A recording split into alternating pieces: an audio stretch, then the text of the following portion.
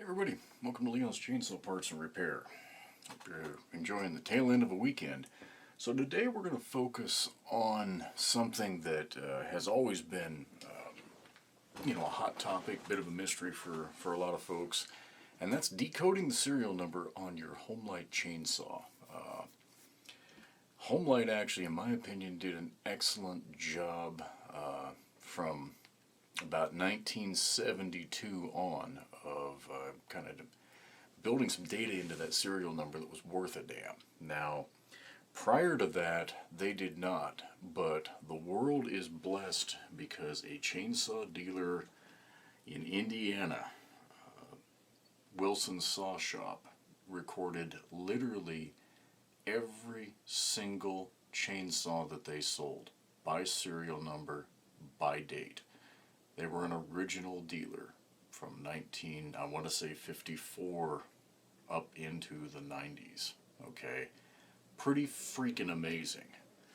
Thankfully, before Joyce passed away, some folks were able to purchase an awful lot of her old records, literature, and a lot of that, one gentleman especially, just say Greg, was awesome and scanned a bunch of stuff that I didn't already had and incorporated it into what I had.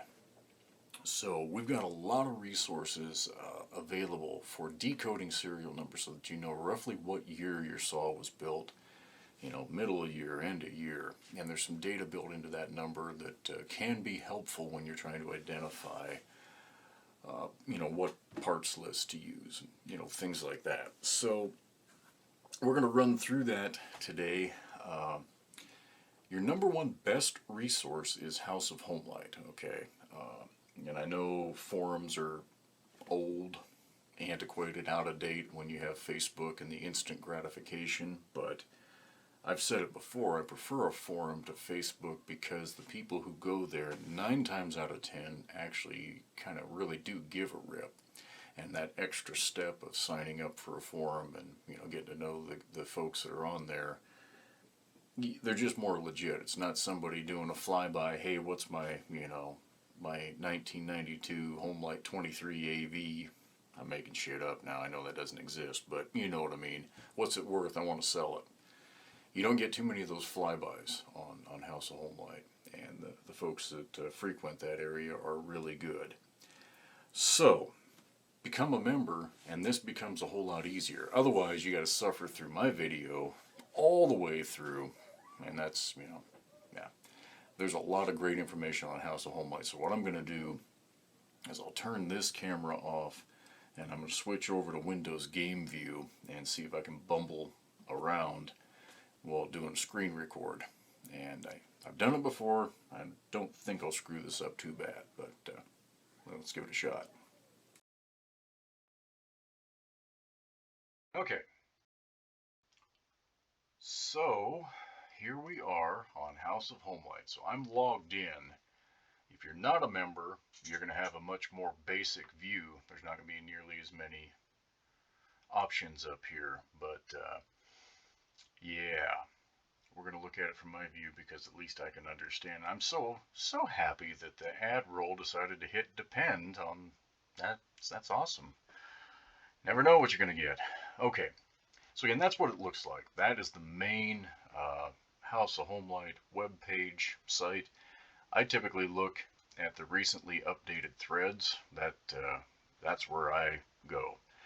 And I'll be honest, I cringe anymore as I come here because I know that certain threads are going to have new posts. And the reason I say that is a couple of the threads we're going to be looking at are the ones that have the new posts. And there's going to be a question when the answer is right there at the beginning of the post. And again, I'm not trying to be critical of anybody. I'm not trying to be a jerk, but these threads were set up to help people identify it on their own so that, forum members don't have to rehash the same thing again and again and again and again.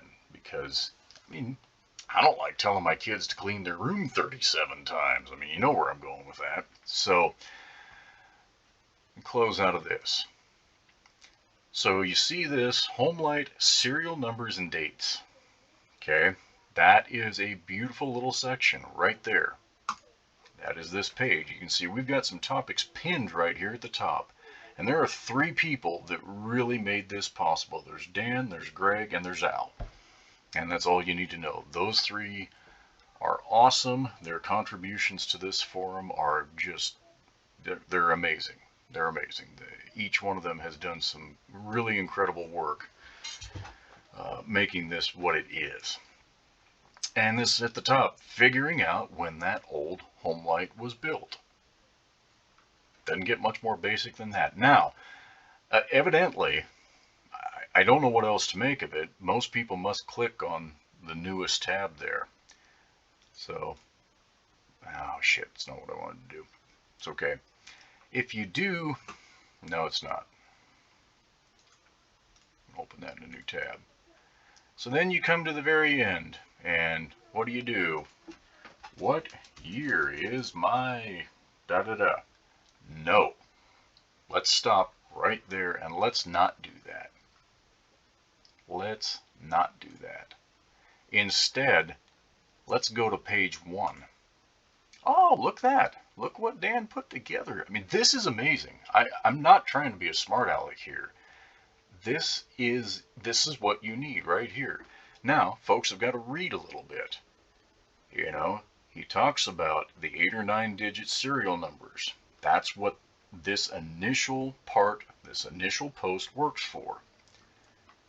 And he's got these 2 memos posted along with a Julian calendar. And the reason that's important is because that takes December 31st of 1987. Well, that's a bad example because we know that's day 365. But October 14th of 1987, and it tells you what day it is in that year. You know, what would that be? Probably 280 something. I'm just pulling that out, but that's how Homelite does their serial numbers. Okay, so these attachments, it's like any other forum. You got to be a member in order to open these. If you're not a member, you're kind of screwed. Just become a member. It'd be so awesome. I mean, it really would. Otherwise, you get to view it this way through my video, and you'll have to pause and write stuff down. And okay, we're going to go through this. This memo was put out in October of 1977. I think it was the first of its kind. Yeah, there may have been one earlier one. I honestly don't remember. It doesn't matter. Serial number identification. The serial number contains 9 digits. At this point, it contained 9 digits. Just prior to this, it was only 8. And that's okay. We'll get through this. The first 5 digits specify the lot number. Okay, that's important. And you can see what they break it out as. The number 1 digit in a 9 digit is what line it was built in, what assembly line at the Homelite factory. The next digit is the year. Okay. Now this is probably not the best memo for me to have used. I made a mistake. Okay. So this was put out in 1985, and this has the letter codes on it, along with the numeric codes. This is a better one to use. Sorry about that. Screw up. So, still, assembly line on an 8-digit or on a 9-digit code. The second one on a 9-digit code is the year of final assembly. Okay, so this, in this example, G, come down here to G, it's a 1985. The next 3 numbers are the calendar day of the year. Remember that Julian calendar I was talking about? That's what matters, because then you can convert that to an actual day. 152, I mean, what's that going to be? 5 months in. May-ish, you know, May of 1985 in this example here. And then the last 4 digits are the unit number of what was built that day. So in this example, this was a 1,238th saw that was built that day. And Homelite was pumping these suckers out for a while. A long while. And built a lot of saws. So again, if you don't have a letter and you just have a numeric code, you know, a number in that spot, well, here's the decoding of those numbers. Very, very simple. Very simple. So that's one of these documents in here. We just looked at it on screen. You're going to have to hit pause and reference back to that as you need to. That's one more opportunity to do that if you don't want to become a member of House of Homelite, which I still think you should. Shameless plug. Completely shameless plug. So then Dan goes on to talk about the Julian date, how it works, and all of that. He talks about the Terry saws that will have a T, usually right near the date code, or the year code. You'll see a lot of T79, T80, things like that. That is the year. He talks about Joyce Wilson's saw shop. 1951. So there you go. Again, this is just so full of good data. And here is another batch of information talking about the Terry saws up here. Again, another good thread. And then here is a link to Joyce's sales records. These are just scanned copies. Again, if you're not a member, you're not going to be able to open these, I don't believe.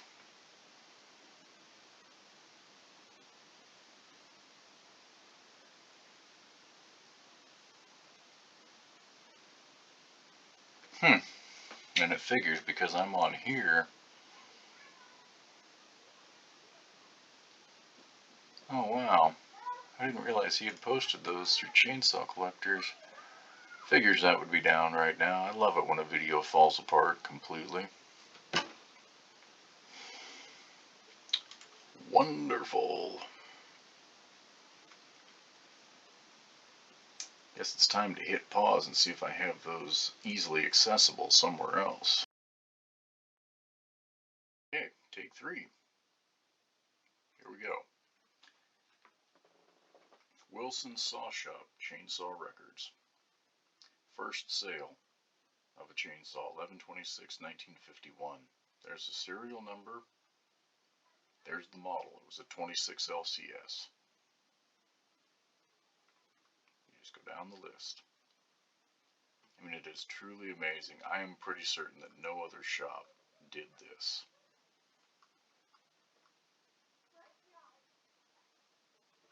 I mean, it is just freaking amazing. Okay, so how do we use that? Real simple.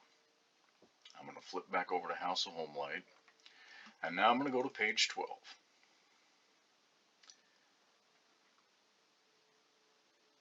And here we go. 7-digit blue XL12 from an old timer, 1664630.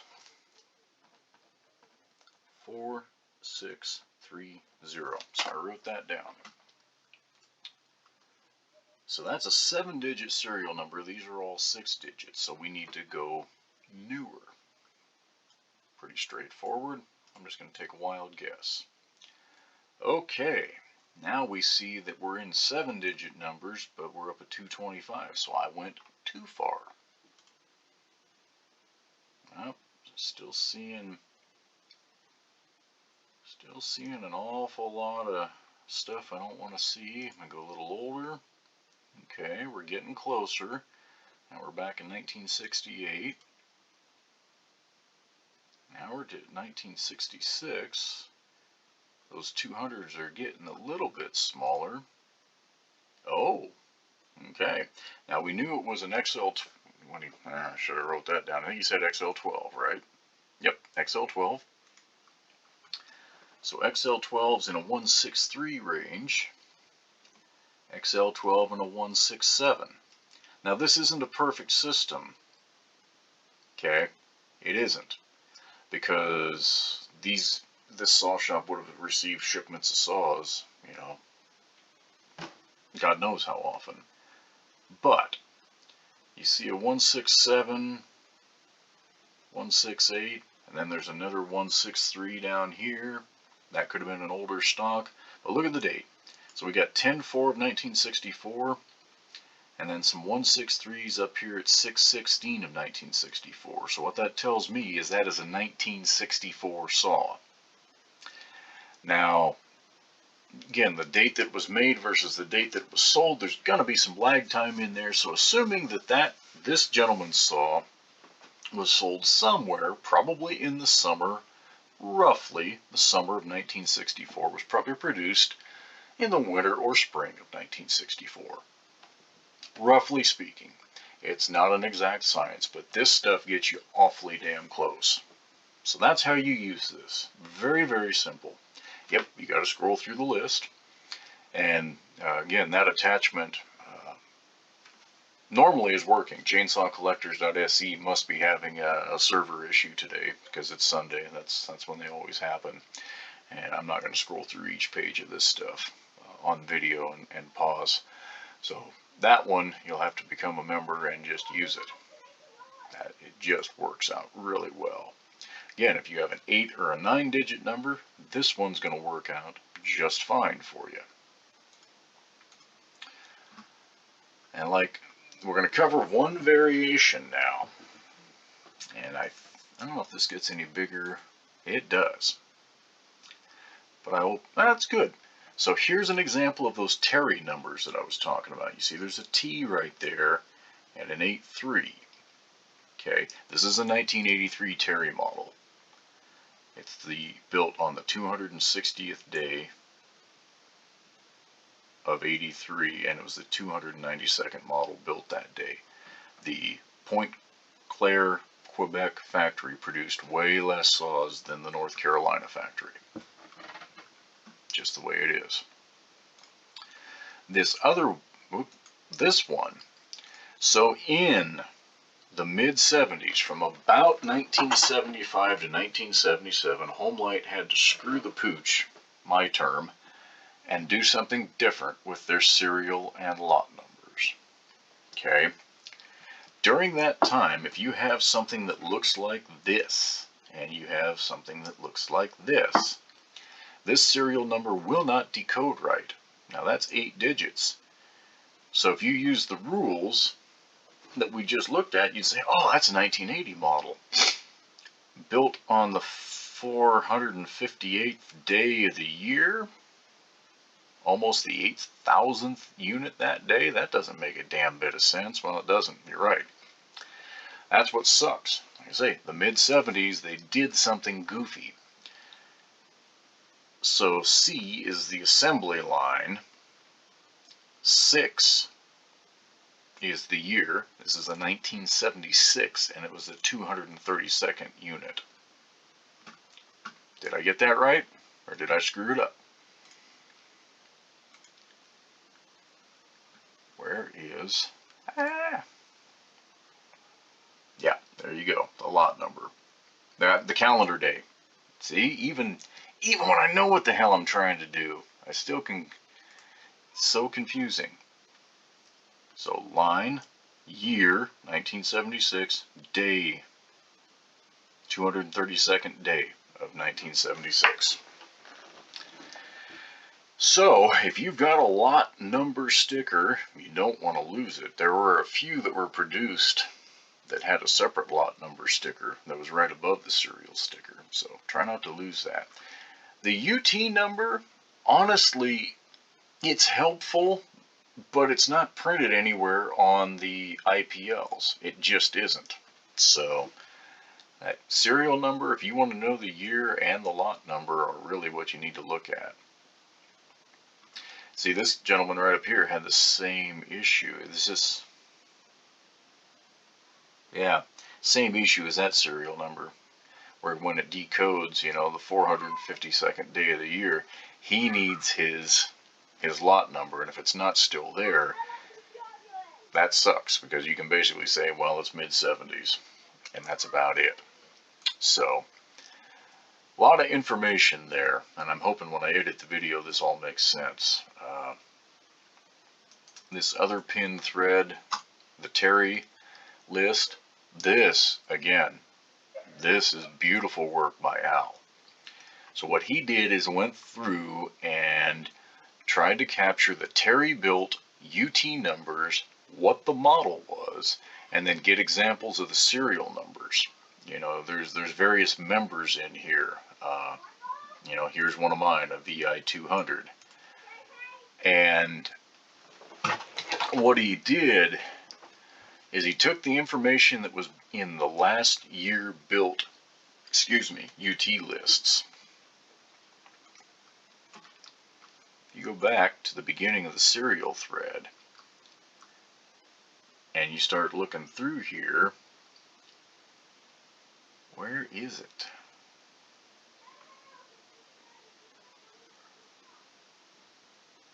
Last year, there we go. So this is actually in the memos that are posted on my website. Wow, this is a huge one. Okay, I'm going to cancel that. But that lists by UT numbers in this memo. You know, it's not the only thing in that memo. You're going to have to scroll through. But there is a huge listing of all the UTs and when they were last built, what year they were last built in. That's also a way that can kind of help you put a bracket around everything. Now those service memos, I'm working on a master spreadsheet that tells you the memo number, what models it applies to, the high level part numbers if that's part of the memo, and the year and the date that it was released. It's a huge amount of work. It's a huge amount of work. I don't think Game Recorder will allow me, I know it won't allow me to show you Excel, but I've got that document going and I've made it from 1954 to 1977 so far. And it's a lot of lines with a hell of a lot to go. It's pretty amazing. But anyhow, I hope that takes a little bit of the mystery out of decoding the serial numbers and, you know, makes it easier for folks to just read through this a little bit. Use the resources that are here. Again, some of these you've got to be a member in order. That's true of any forum. That's just the way it works. But there's also a lot of information in here you wouldn't necessarily have to be a member to see, and this video should help a little bit. So anyway, hope that helps, and we'll catch you on the next one. Alright, so that's everything. I really do hope that was helpful, and again, if you're going through this, and you know, I'm not in any way trying to stop people from asking questions, so if you've gone through it and you're still confused, by all means, please do ask the question, but take a shot at it first. See, it's a lot of information. It's kind of fun to decode your saws and figure out when they were made, and yeah, just amazing the amount of information there is there to dig through. So we'll put links in the description, the pertinent links that aren't already in-house of Homelite, but I'll put the link to that thread and anything else that I think is completely separate, and I'll try to chapter this video so that you can go to an 8-digit, a 9-digit, you know, that kind of stuff. So again, I really do hope this is helpful.